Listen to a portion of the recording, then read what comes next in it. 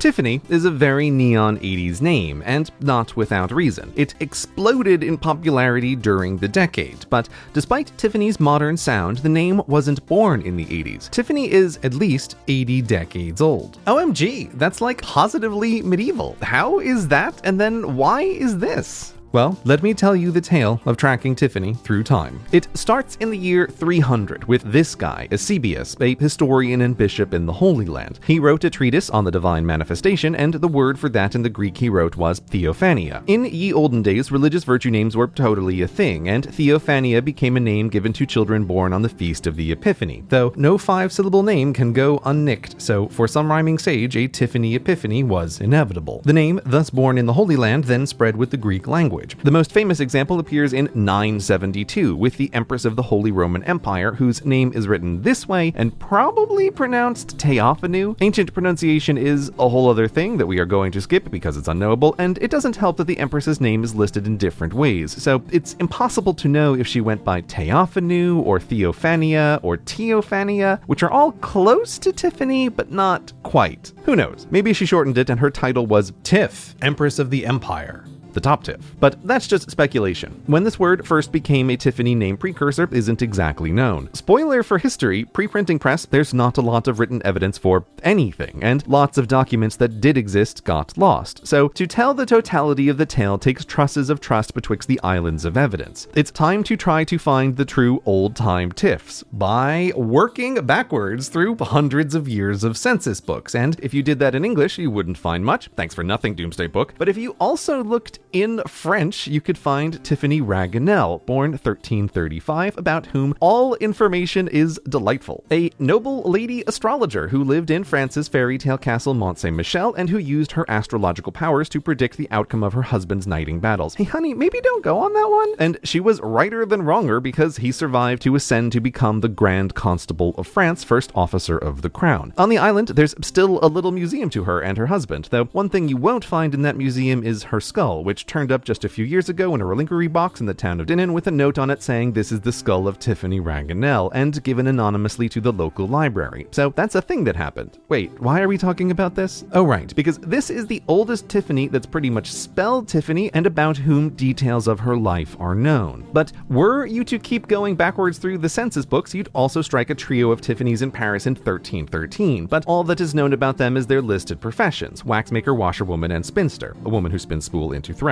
Thus, this foursome of French Tiffany's written records are the proof that Tiffany is totally neon medieval. Though you might be wondering exactly how did a Greek name from here end up on a fancy French Tiffany over here? Me too. So if you kept looking through every old document that might be a list of names for hundreds of hours, if you were lucky you would eventually stumble on the transcripts of charters related to Gilbertine houses from 1161, containing a single Tiffany, well, Tiffany with an EPH, but that's close enough to count, who lived in Fortherby, England. How did she get there? Well, we must cross another truss of trust, but Tiffany had a grandfather named Hugh who was at just the right time and place to travel to the Holy Land in the First Crusade. And going through the surviving records of crusaders from the time, there are candidate Hughs. And while I can't prove the Tiffany-Hugh connection 100%, which kills me, I'm still calling it that Grandpa Hugh on his travels came across an Epiphany Tiffany and brought the name back to Middle England and the English language, as also did French crusaders to France. It all fits. But it does leave the question, if Tiffany in its modern form is near a millennia old, why don't we think of it that way? Probably just historical happenstance, a lack of famous Tiffany's. There were no queens born on the Epiphany to be named Tiffany, leaving Teophanu as the most prominent Tiffany, except not exactly a Tiffany, and Tiffany Raguenel isn't particularly famous, until hopefully now, that is. If you go on your own French Tiffany crusade,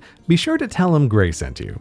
So aside from these two, the name never landed on fame to pop in popularity like it would later, just sporadically showing up in written records in the late 17 and 1800s, which, as an alternate history side note, it does mean that at the time Jane Austen was writing Emma, the name Tiffany was infrequently around with its exact modern spelling. So if the authoress was looking for an underused name with literary potential, she could have picked Tiffany and turned the Georgian and Victorian eras neon as well. And I mean, come on, the name Tiffany Woodhouse is totes perfect for the character. But sadly, it didn't happen, and Tiffany remained a name without fame. She would get there, but jumping backwards, she first needed to transform. In 1629, Tiffany does appear on an English census, finally, this time for the first time as a last name, with one Mr. Henry Tiffany, who lived and died in Hackney, London. Okay, so he wasn't born a Tiffany. Were you to track down his christening, you'd find he was Henry Tiffin at the time, but once grown up and married, the record now shows him as the first of the family of Tiffany. Why the name change? It probably wasn't one. Consistent spelling in the English language totally wasn't a thing back then. None other than Tiffany's contemporary William Shakespeare never spelled his signature the same way twice. English was, and still kind of is, very whatever with the written word. So Henry Tiffin became Tiffany randomly, and because the world is just too perfect sometimes, I'm also calling it that this Mr. Tiffany, the first to appear with the last name in the English language, is directly responsible for this explosion of Tiffany's 400 years later. Come with me. So Henry Tiffany had a son in 1630, Humphrey Tiffany, who moved to the shiny New England sometime before 1660. Humphrey Tiffany took the name to America and simultaneously removed it from England as a last name, as he was Henry Tiffany's only surviving son, who would also have a son, James Tiffany, in 1666. From there, James Tiffany Jr., 1697, to Ebenezer Tiffany, 1734, to Comfort Tiffany, 1777, to 1812, Charles Lewis Tiffany, which has caused some bulbs in the audience to light, but to follow through, Charles Lewis Tiffany, with some friends, established a stationery and fancy goods emporium shop named Tiffany, Young and Ellis in 1837. Charles Lewis Tiffany eventually took control of the company, changed the name to Tiffany & Co. to focus on jewelry exclusively, well, except for that period during the Civil War when he switched to manufacturing swords as the Tiffany Experience, but after that, back to jewelry. From the late 1800s, this New York City store for Tiffany was her most prominent placement since the Empress or the Astrologer, and it remained so until 1958, when Truman Capote walked by. The name caught the author's attention as underused with literary potential, and he wrote and published the novella Breakfast at Tiffany's. Prior to this moment, Tiffany as a first name was holding on, but barely, averaging under 10 babies a year. After the novella, there's a slight uptick in the name, but that could be a coincidence. But what definitely isn't is in 1961, the novella became a movie starring Audrey Hepburn, and it would not be understatement to say that this role turned her into a time-transcending Hollywood icon forever connected with the name in the title. Tiffany had found her fame, and the following year, the Tiffany's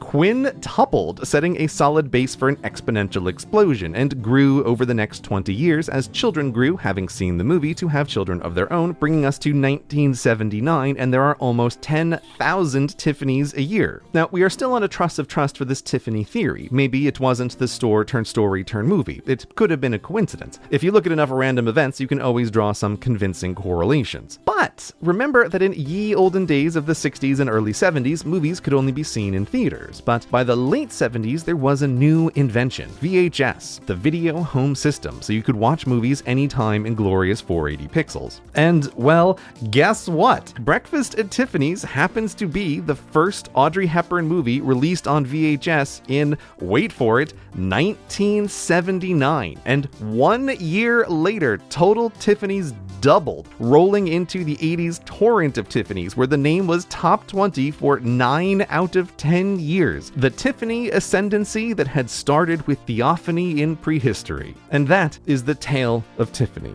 She's carried her neon torch through the ages, and long may she carry it into the future. To Tiffany.